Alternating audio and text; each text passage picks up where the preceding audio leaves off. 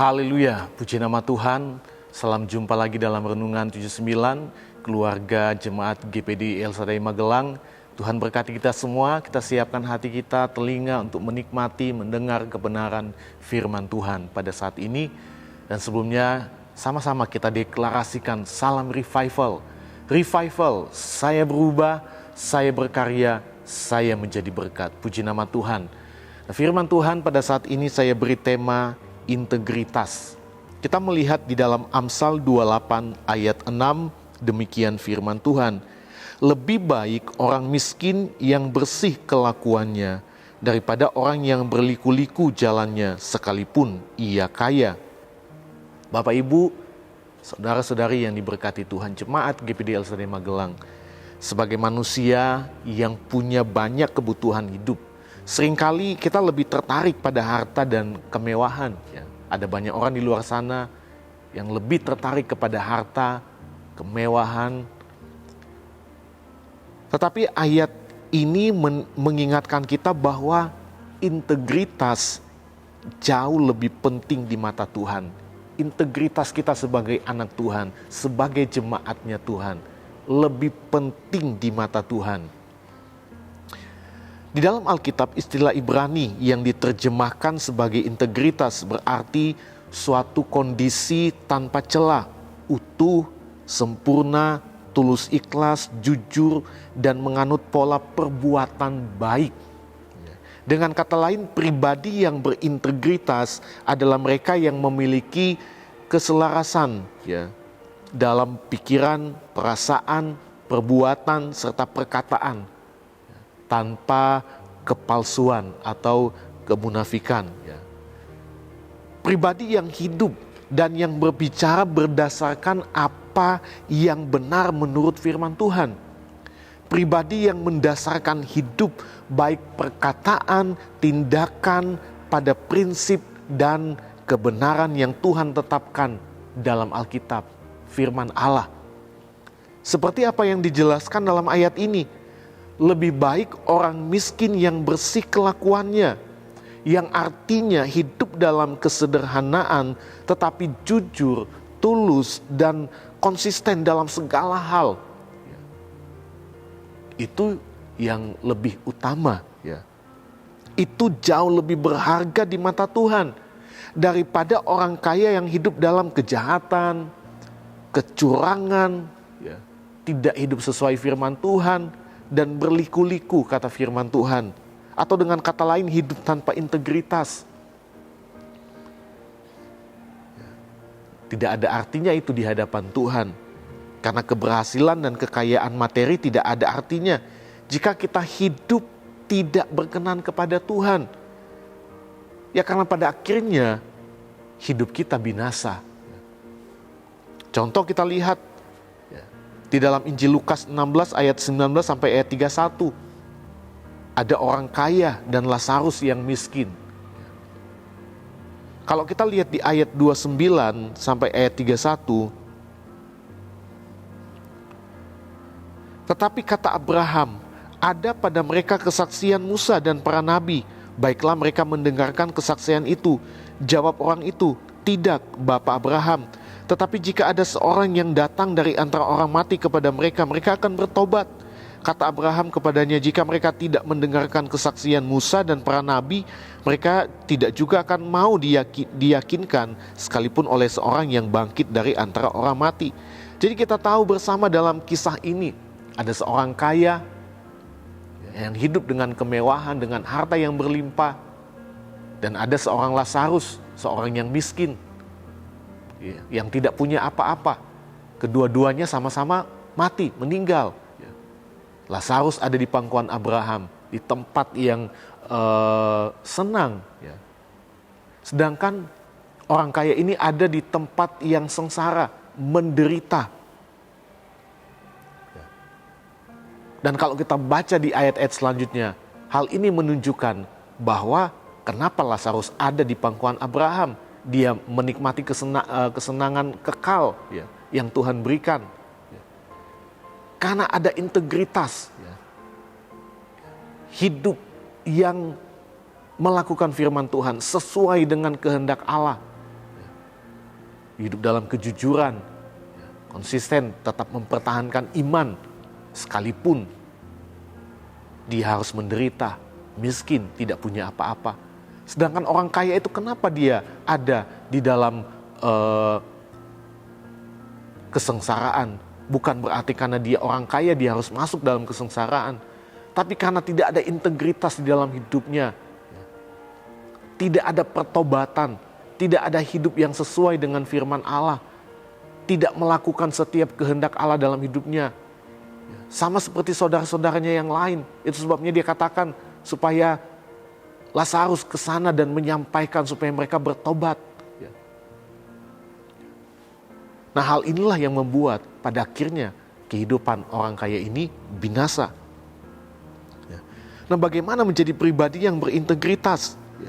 Bangun keintiman dengan Tuhan, bergaul erat dengan Tuhan dalam doa, penyembahan, dalam firman-Nya. Di dalam Alkitab kita lihat ada beberapa pribadi yang berintegritas, orang-orang yang punya hubungan atau pergaulan yang erat dengan Tuhan. Banyak di dalam Alkitab yang selalu berusaha hidup benar dalam kondisi apapun. Mau terus belajar, menjadi pelaku firman Tuhan dengan setia. Kita mengenal ada Daniel, ada Sadrak, Mesak, Abednego, ada Henok, ada Nuh. Dalam perjanjian baru ada rasul-rasul, ada Paulus, banyak. Namun saya rindu kita akan melihat salah satu pribadi yang berintegritas dalam perjanjian lama, yaitu Yusuf. Di dalam Kejadian 39 ayat 9 dikatakan, bahkan di rumah ini Yusuf katakan kepada istri Potifar, bahkan di rumah ini ia tidak lebih besar kuasanya daripadaku, dan tiada yang tidak diserahkannya kepadaku selain daripada engkau, sebab engkau istrinya. Bagaimanakah mungkin aku melakukan kejahatan yang besar ini dan berbuat dosa terhadap Allah? Kita lihat Yusuf, dimanapun dia berada, firman Allah katakan Allah buat dia berhasil. Kenapa? Ada integritas. Ketika dia ada di rumah Potifar, dia dipercayakan kepercayaan besar oleh Potifar. Kenapa? Ada integritas. Dan hal yang luar biasa adalah ketika istri Potifar mengajak Yusuf untuk melakukan perbuatan dosa, tidur dengannya, Yusuf tidak mau melakukan hal itu. Dia menolak, sekalipun dia harus dipenjara, difitnah. Kenapa? Ada integritas. Dia terus mempertahankan imannya, kehidupan yang benar di hadapan Tuhan, kehidupan yang terus melakukan kehendak Tuhan. Integritas Yusuf sebagai anak Tuhan, sekalipun saat itu ia sebagai budak, tidak punya apa-apa, tetapi terlihat saat ia tetap teguh memegang kebenaran firman Tuhan untuk tidak melakukan dosa. Yusuf memiliki hubungan yang erat dengan Tuhan. Demikian juga setiap kita sebagai anak-anak Tuhan sekarang ini, sebagai jemaat Tuhan GPD El Shaddai Magelang, mari terus bangun keintiman dengan Tuhan, supaya kita menjadi pribadi yang apa? Berintegritas.